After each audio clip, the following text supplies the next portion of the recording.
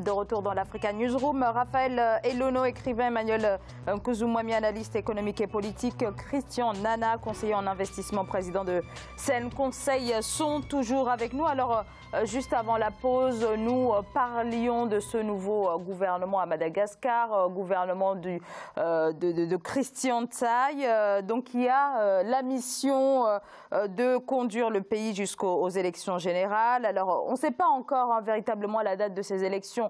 Normalement, c'est en toute fin d'année, mais il est possible que ces élections soient anticipées. Alors, est-ce que ce gouvernement peut véritablement marcher dans la mesure où on voit que voilà, il y a certaines personnalités de l'opposition qui ont intégré l'équipe. Comment peut-il fonctionner dans la mesure où tous n'ont pas les mêmes intérêts? On a ceux qui se battent donc pour l'ex-président Radjoel, les autres pour l'actuel président, et puis l'ancien président Marc Ravalomanane. Oui, ça c'est ma véritable inquiétude. Parce que je me posais la question, parce que quand l'opposition a demandé au président actuel de nommer Monsieur Premier ministre, moi ça ressemble étrangement, lorsqu'on remonte à l'histoire, à ce fameux « je vous ai compris » du général de Gaulle.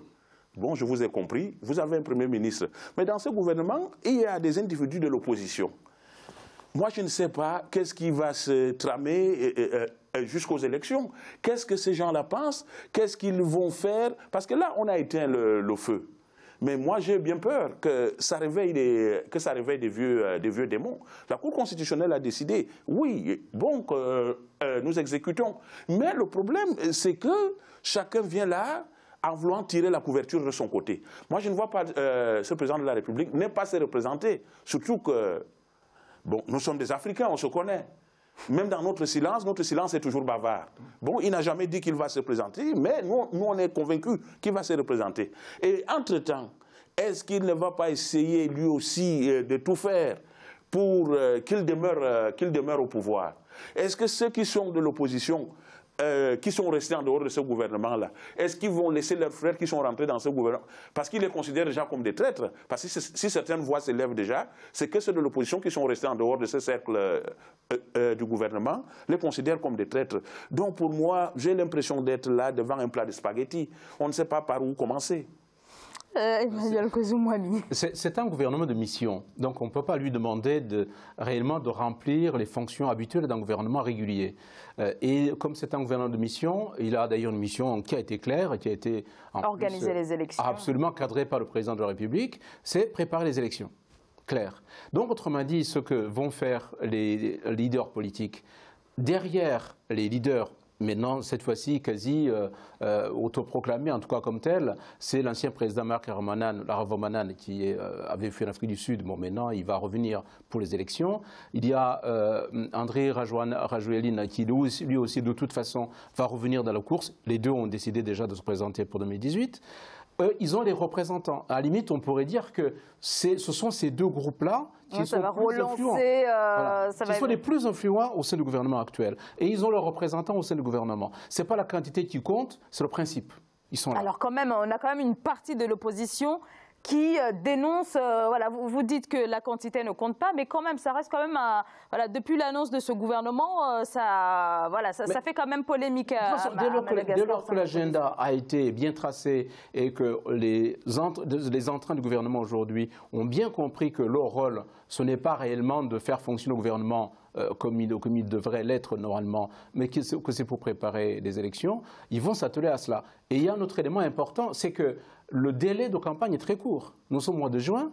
Si les élections, comme l'avait souhaité la Haute Cour constitutionnelle, devraient avoir lieu en septembre ou octobre, nous avons que quasiment 2 mois pour préparer les élections. Donc ils n'ont pas le temps d'aller dans la rue, de continuer à contester, d'autant que les éléments principaux de contestation, qui étaient des lois électorales, ont été abrogés par la Haute Cour constitutionnelle. Donc ils n'ont aujourd'hui aucun motif politique de continuer à mener un bras de fer contre le président. Donc autrement dit, pour simplifier, ils ont une mission, il faut qu'ils réussissent les élections, et pour réussir les élections en 2018, ils ont intérêt, dès maintenant, à s'atteler plutôt à la campagne.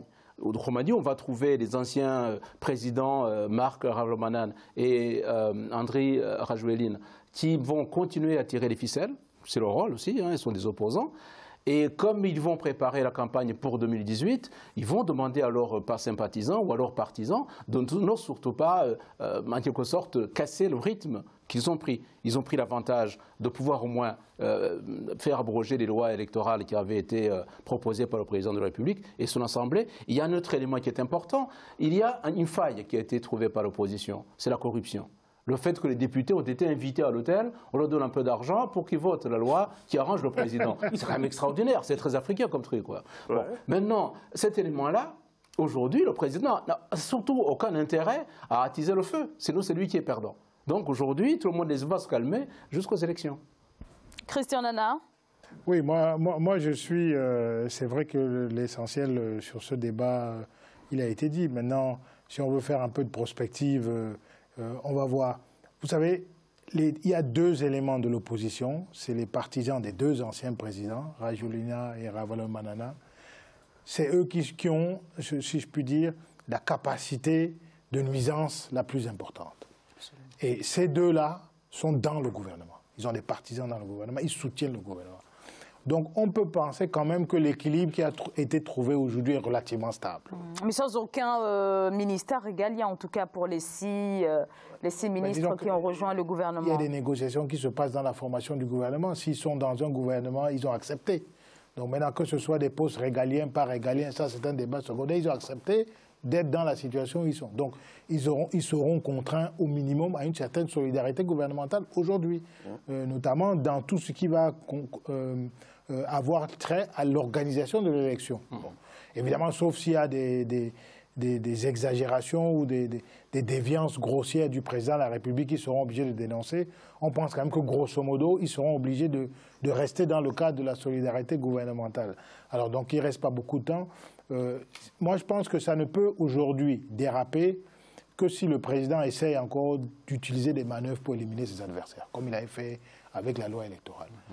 S'il laisse l'élection s'exprimer, s'il laisse les Malgaches sélectionner leur président, normalement les choses devraient se passer normalement. Mais maintenant, il faut savoir si la vérité des urnes va vraiment pouvoir s'exprimer aujourd'hui. Je crois que c'est la grande question, c'est est-ce qu'on va laisser le processus électoral se dérouler normalement? C'est ça en fait qui va conditionner, je pense, le fait que la situation se déroule de manière pacifique et qu'on arrive à désigner convenablement le nouveau président qui ait toute la légitimité nécessaire pour redresser le pays.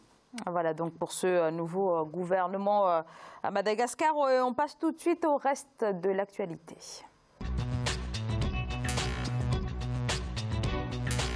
Le problème, c'est après l'élection, en fait. Alors, quel avenir économique pour le Zimbabwe post-Robert Ça va recommencer. Alors, on est parti sur une toute autre actualité.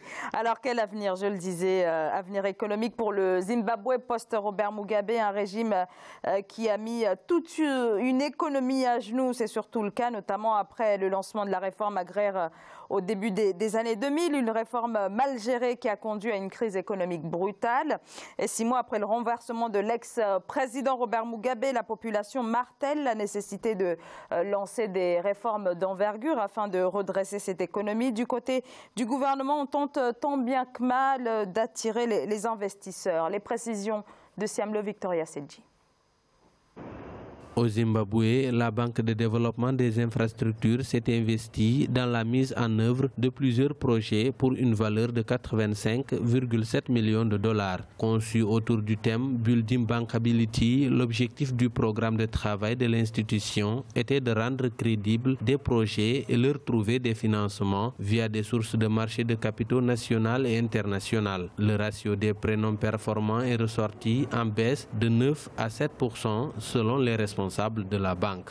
Ces infrastructures sont fondamentales pour l'agriculture, fondamentales pour l'industrie, parce que s'il n'y a pas d'énergie, bien évidemment, on ne peut pas avoir des industries performantes. Donc, s'il faut relancer l'économie, il faut d'abord faire un investissement sur les infrastructures, parce que c'est ces infrastructures-là qui vont porter l'économie. Avec un chiffre d'affaires en hausse de 16%, la Banque de développement des infrastructures a totalisé 8,6 millions de dollars dans son portefeuille de projets immobiliers et 5,8 millions de dollars pour le financement d'une usine de traitement des déchets. Le Zimbabwe souhaite être agréé auprès du Fonds mondial pour le climat et la direction gestion de la banque a annoncé en mai 2018 que des pourparlers étaient en cours pour l'octroi d'un financement vert. L'État doit pouvoir, n'est-ce pas, investir sur les infrastructures pour espérer, n'est-ce pas, à une relance économique qui puisse, n'est-ce pas, permettre à la croissance de se faire de manière substantielle. L'économie zimbabwéenne est confrontée à d'importants défis structurels. Le président Emmerson Mnangagwa a d'ores et déjà entamé des réformes juste après son arrivée au pouvoir en novembre 2017. Des réformes qui augurent de bonnes perspectives en termes d'investissement et d'infrastructures selon des observateurs. Pour rappel, le Zimbabwe table sur un taux moyen de croissance du produit intérieur brut réel d'1% en 2018 selon la Banque africaine de développement. Alors le Zimbabwe en plein marasme économique, plus de la moitié de la population vit en dessous du seuil de pauvreté. Le pays qui est également confronté au fléau de l'hyperinflation mais également à l'endettement avec une dette externe qui a atteint 95% du PIB. Christian Nana, c'est toute une économie finalement qui est à reconstruire. Oui, l'économie va mal, mais elle va quand même moins mal que ce que vous le dites. Non, c'est pas ce que je dis, ce sont les chiffres. Hein. Oui, moi, quand je regarde les rapports du FMI, il y a eu une mission du FMI il y a 1 an, même les rapports de la BAD. D'abord, le Zimbabwe, au sens technique du terme, n'a pas connu la récession, comme ça le dit. Parce que la récession en économie, c'est 2 trimestres de croissance négative. Alors, je n'ai à aucun moment parlé de récession. 2 trimestres de croissance négative. Là, le pire qu'ils aient eu, c'est 0,6%. Bon, c'est sûr que dans les standards africains qu'on a connus ces dernières années, c'est vraiment mauvais. C'est vrai. On ne peut pas dire que c'est très bien. C'est insuffisant pour réduire la pauvreté, c'est insuffisant pour trouver les ressources pour financer les investissements qu'il faut pour retrouver une croissance correcte. Bon, mais ceci étant, ils ont bénéficié cette année 2017 et début 2018 d'une certaine conjoncture favorable. Premièrement, le climat a été meilleur, il y a eu beaucoup de pluie. Vous savez, c'est une économie qui dépend beaucoup de l'agriculture, donc ça a boosté un peu les productions agricoles. Au niveau international, les prix des matières premières se sont un peu redressés, donc ce qui fait qu'ils ont bénéficié un peu de ça. C'est pour ça que les projections pour 2018 de croissance sont à peu près à 2,8, ce qui, bon, c'est pas terrible, mais bon, ça va. Alors, vous avez parlé dans le reportage de la Banque de financement de la Banque de développement des infrastructures au Zimbabwe. Alors c'est vrai qu'elle a financé un certain nombre de projets. La seule chose que je peux regretter, c'est qu'elle les finançait essentiellement dans le secteur du logement. Bon.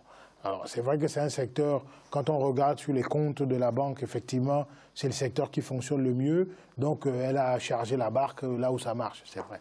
Mais au niveau de l'économie, il y a des déficits importants dans d'autres infrastructures, notamment électriques. Et on aurait bien aimé qu'elle se dépense un peu plus pour faire revenir à un niveau correct, ramener quand même, réduire le déficit de production d'électricité dans le pays. Donc c'est la seule chose que je peux regretter, c'est d'avoir mis la barque fortement sur le logement. C'est vrai, c'est un problème important, l'habitat, mais bon, c'est pas le seul, il y en a beaucoup d'autres. Mais Kouzou-Moami, sur cette économie du Zimbabwe.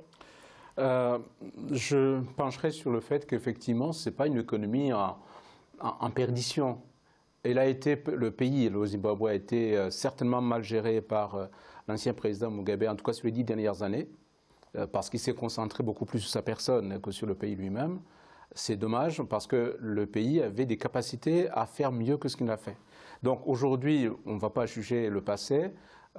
Les capacités financières, ou en tout cas les ressources dont dispose le Zimbabwe pour rebondir sont importantes.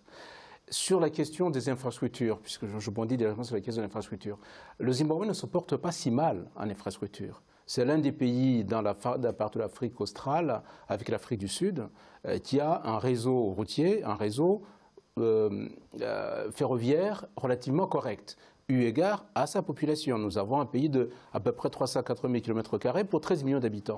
Donc pour les 13 millions d'habitants, aujourd'hui, en faisant un petit effort sur les routes, par exemple, pour désenclaver Harare et pour que les populations puissent se déconcentrer sur d'autres petites villes à l'intérieur, et sur le chemin de fer pour naturellement permettre l'écoulement facile entre l'Afrique du Sud, la Zambie, le Zimbabwe et même vers le Mozambique, notamment vers le port de Mozambique, les choses seraient beaucoup plus simples. Et bien sûr, les pays enclavés ont toujours ce problème-là d'infrastructure, de pouvoir sortir les productions intérieures vers l'extérieur, l'exportation par les ports. C'est un problème du Zimbabwe. Mais s'ils mettaient plus de moyens, alors quand j'entends des dizaines de millions de dollars, ça me fait rigoler. Une route, si même je prends 1000 km de route, ce n'est pas 10 millions de dollars, c'est beaucoup plus que ça. Donc autrement dit, si on veut rattraper le retard sur les infrastructures ferroviaires et sur les infrastructures routières, de façon à créer le maillage entre l'Afrique du Sud, le Zimbabwe, la Zambie et le Mozambique pour la circulation des biens et des services notamment, ce serait beaucoup plus que ça qu'il faudrait déployer. Alors enfin, pour ce qui est des structures, des fondements de l'économie, c'est un pays qui, globalement, si vous regardez bien sur son parcours, sur les fondamentaux de l'économie, j'entends bien par là l'éducation, la santé publique, l'alimentation d'une façon générale, l'électricité qui est un défaut, mais pas seulement pour le Zimbabwe, malheureusement pour l'ensemble des pays de cette région-là, y compris de l'Afrique de l'Est. Hein. Nous avons un problème de déficit de distribution d'énergie, de production et de distribution d'énergie. Mais le pays a les moyens de le faire. Il y a eu une mauvaise gestion dans le passé. L'actuel président souhaite très bien rattraper ce passé avec les moyens qu'il a aujourd'hui. Si nous avons un taux de chômage aussi important, c'est aussi parce que le pays était bloqué. Bloqué politiquement et bloqué malheureusement aussi économiquement et bloqué par les investisseurs extérieurs qui considéraient qu'on ne pouvait pas investir dans un pays de Robert Mugabe à l'époque. Donc aujourd'hui, le déblocage qui est politique, débloque aussi l'économie et normalement l'actuel président devait en bénéficier. Et enfin, je trouve que c'est une situation qui est plutôt favorable puisque nous sommes dans une phase de croissance mondiale où le Zimbabwe aujourd'hui a les capacités d'exporter, encore faut-il qu'on produise. Et donc les productions d'emplois, ce n'est pas du côté plutôt du service complètement ce qu'on pense, il faut plutôt remuscler la partie agricole et l'industrie de transformation locale. Raphaël Elono, alors vous l'avez évoqué, Emmanuel Kouzou-Moamy, les prochaines élections vont être véritablement décisives pour à la fois tant au niveau politique que sur l'économie du Zimbabwe. Oui, bon, Mnangagwa, il ne faut pas oublier que ce pays qu'on décrit aujourd'hui, il a été le serviteur de ce pays-là aux côtés de Robert Mugabe. Donc il a un grand défi maintenant à nettoyer sa propre face et le travail qu'il va faire pour prouver maintenant qu'il n'est pas un Mugabe bis.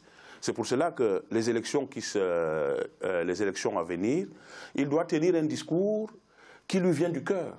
Comme dirait un vieux sage africain, lorsque les mots viennent du cœur, ils rentrent dans le cœur. Mais lorsqu'ils viennent du bout de la langue, ils atteignent péniblement les oreilles. Et donc, dire aux Zimbabwéens ce à quoi ils croient. Ce pays a des capacités. N'oublions pas que c'était un pays très prospère, où comment on appelle ça, la durée de vie était assez longue dans ce pays-là. Mais avec un Robert Mugabe qui était cupide, égoïste, pourtant il a un passé héroïque, qu'il n'a pas assumé jusqu'au bout. Donc il laisse ce mauvais bébé-là à son successeur. Encore faut-il dire qu'il le laisse. Mais il a été chassé. Parce que si les militaires ne venaient pas au secours de ce pays-là, je crois qu'on serait encore dans une espèce de situation horrible aujourd'hui. Donc il a intérêt vraiment à mettre des bouchées doubles pour essayer de relever le niveau de ce pays et puis d'être convaincant au niveau des investisseurs, afin qu'ils viennent au Zimbabwe, qu'ils viennent investir et surtout qu'ils résolvent le problème de chômage. Parce qu'au Zimbabwe, je crois que le chômage, c'est à la 90%. Donc, il y a des secteurs comme l'agriculture qui peuvent créer d'énormes emplois. Bon, au niveau des infrastructures, ça peut aussi créer des emplois. Il y a beaucoup de nids d'emplois qui sommeillent, qui ne demandent qu'à être réveillés. Il s'agit de regagner donc la confiance des investisseurs avec donc cette élection présidentielle fixée au 30 juillet. Allez, on marque une très courte pause. Restez avec nous, à tout de suite.